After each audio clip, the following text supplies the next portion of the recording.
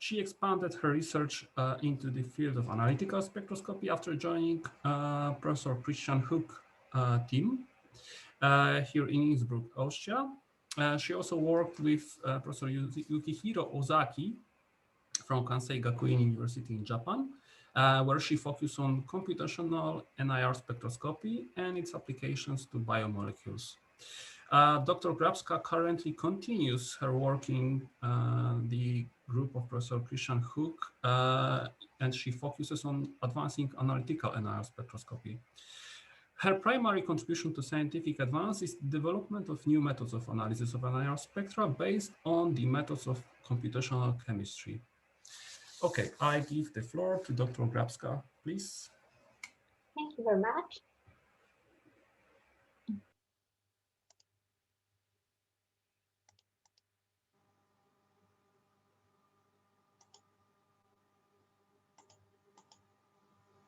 Is everything seen? Great. Oh, thank you so much for your nice introductions.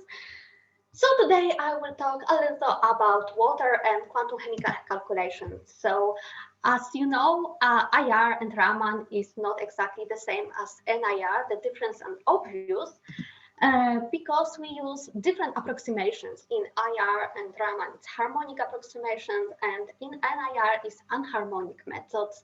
And it's quite obvious that we cannot use harmonic approximations in NIR because it's not possible to predict combinations bands or overtones. And this example, it's stretching vibrations of water molecule, and it's not very often seen in textbooks. We can see here a quadric anharmonicity of the asymmetric mode. And the distance between the levels energy of the oscillator increase in the higher levels. I don't want to go deep into details. I can invite you to see our recent chapter in NIR books. And the role in quantum chemistry calculations can be divided into basic phenomena and applications, and here I will give you some small introductions about some basic research and the applications. As you can see on these pictures, we can clearly see that number of the fundamentals and overtones are the same. However, the binary combinations are much higher, and this is the problem in NIR because we get too much information. And quantum chemical calculations can enable the complex natures of NIR spectra.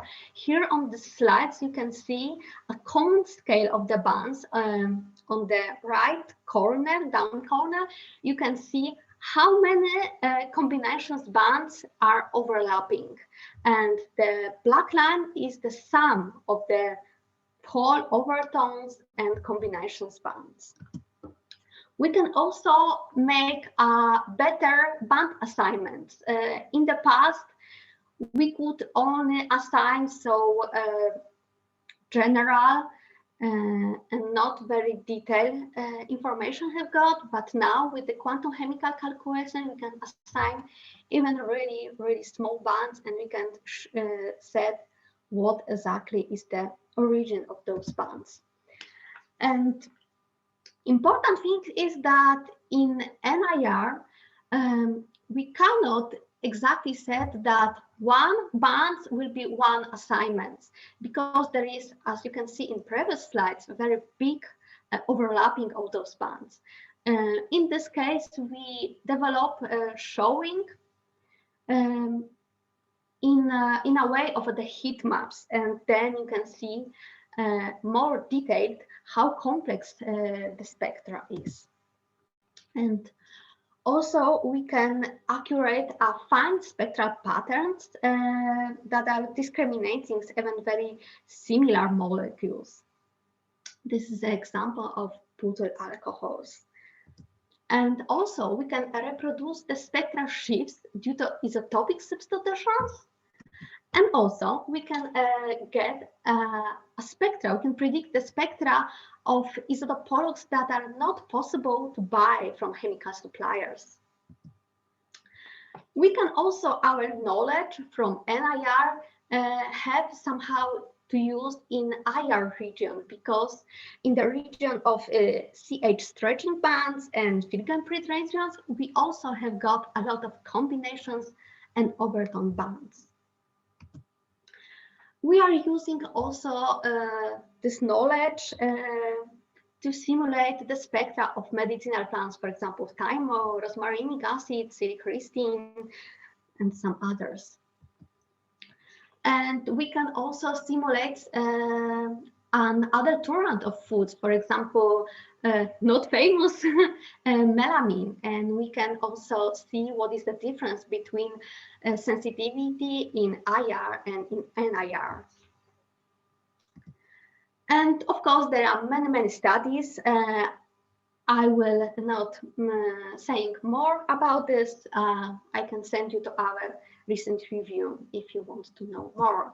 Now I will focus on the water structures and the interactions. And the first topic will be water mirror. And water mirror is an imprint of the hydrated molecule or a perturbation that spreads through the structure water network. And here we can see the model. And vibrational couplings is the mechanism through the perturbation. It's propagated in a system and which is likely also resonating in the other hydrating shells. And this effect is known in literature. It was appear in minimal concentrations, and evidence show that it diminishes for higher concentrations. However, so far there was mostly anorganic salts studied in the literature, and aquaphotomics community observed this effect to be manifested in NIR spectra of sugar water system, and it enhanced the signal of the sugar accessible to the chemometric analysis in the NIR. However, in addition to that phenomenological study, physical chemistry offers deeper understanding on these effects, and it's also you could hear more about aqueous carbohydrates in yesterday's presentation of Dr. Jelena Munkan, and also today in lecture of Professor Kovacs. And in our study, we chose 6 different sugars. It was fructose, glucose, mannose, ribose, xylose, and sorbitol. And in sugar water systems, we could observe that there is a vibrational sensitivity mechanism on coherence between the sugar and hydration cell. And these 2 wave numbers regions for the first overtone and so-called combinations bands behave differently upon different concentration change. And we can also see that different classification performance is evidenced between these 2 spectral regions. In the regions so-called overtones bands, we can see that there is a lower performance and better improvement in high concentrations.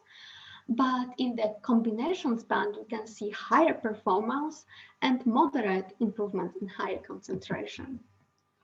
And we could see that PCA and LDA show clearly different capacity to discriminate between the sugars in aqueous solutions when analyzing low concentrations using these 2 different regions. And however, for higher concentrations, this difference in performance diminish. So we were interested in how to explain this phenomena. We took a 6 model of these sugars that we were interested in, and we add the first hydration shell. And here, as you can see,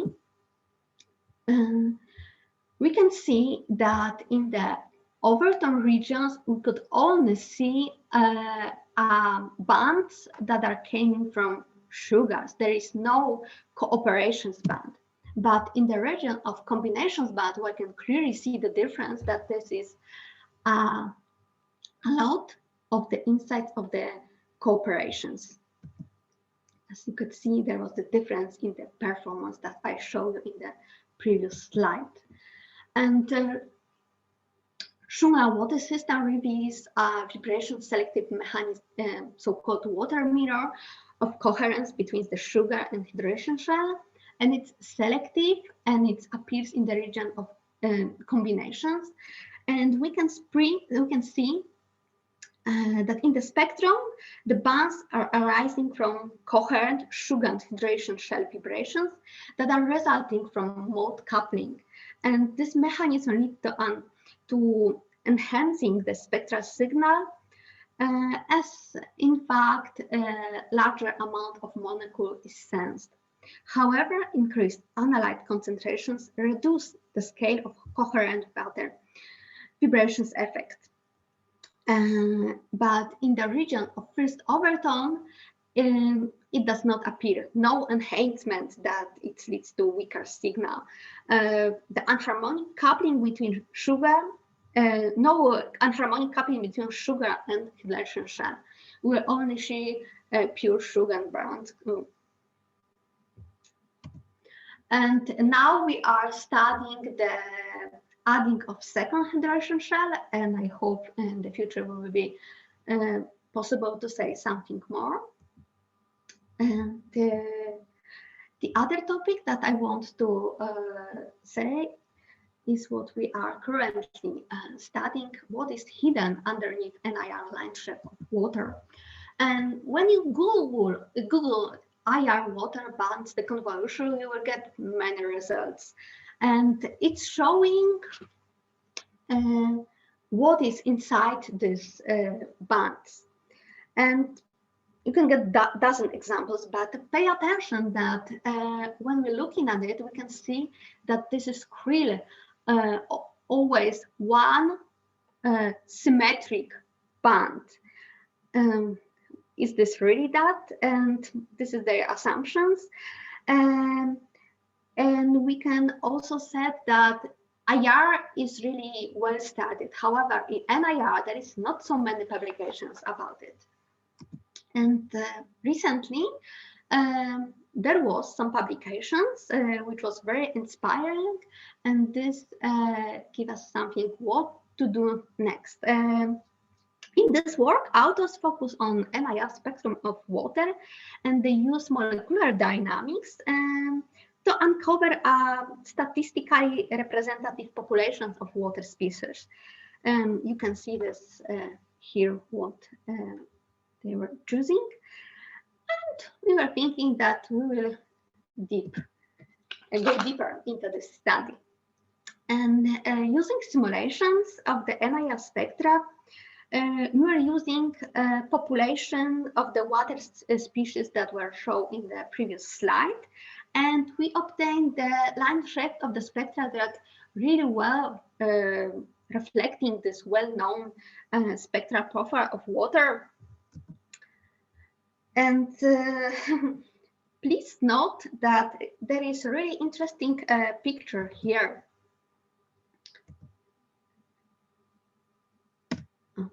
We can look into this overtone bands of water, and we can hear that the components of NIR bands are having their own structure. There are double peaks, there is asymmetry, as you can see in this. And what is important, here we used the uniform bandwidth for all bands. However, in fact, it can be differentiated and depending on the dynamics of each species. And we are now investigating how to choose this to get even better results.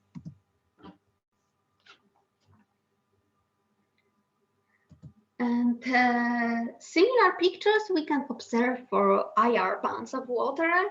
And actually, what we can see further is that unharmonicity shifts between the species are not the same.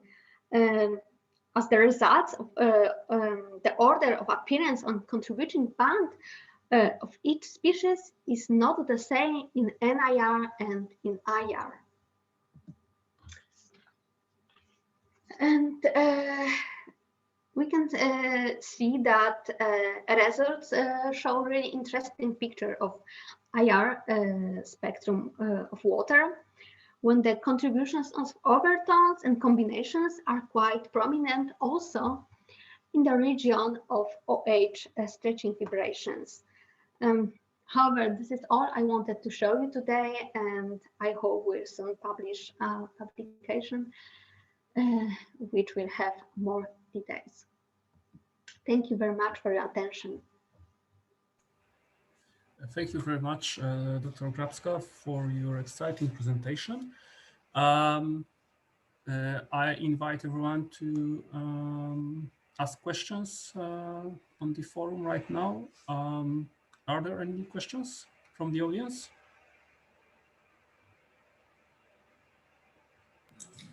Can I have a comment?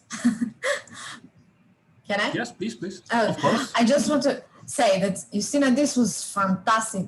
I love this work, and I was also inspired by the same paper from Professor Shaw. But since I talked too much today, I will not ask now. We can talk later, and I will maybe write in the chat. But thank you so much. This was so valuable for many things, different things that we work on, which are depending on sugars. Thank you. Thank you also. And Justyna, I am happy that finally Professor Ozaki, since many years, he started, and he's the one that started this basic science, showing that near-infrared, there is a place for basic science in infrared. It's not only technology, it is a powerful science that can show lots of things. And he started with alcohols, perturbing the water and assigning alcohols. Now what you and Professor Huck's group, and I'm so happy, aiming at is finally explaining what is happening underneath using anharmonicity. Thank you. I think this is it. So it is not, near-infrared is related to anharmonicity, and there is no one